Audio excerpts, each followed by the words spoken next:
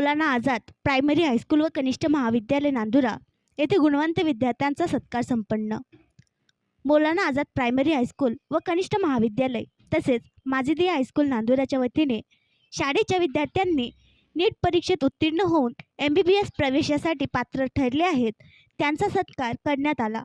या प्रसंगी संस्थेच्या वतीने संस्था अध्यक्ष ॲडव्होकेट अब्दुल व सचिव मोहम्मद तौसिफ यांच्या हस्ते सय्यद फैजल कामरान, सय्यद आसिफ, फैजान खान, इलियास खान, मोहम्मद अबूबकर सिद्दीक, शेख इरफान, बैरा महाम, डॉक्टर अब्दुल सत्तार कुरेशी, अशारिफ काझी, मोहम्मद इक्बाल जावेद यांचा व त्यांच्या पालकांचा सत्कार स्मृतिचिन्ह, शाल व पुष्पगुच्छ देऊन करण्यात आला।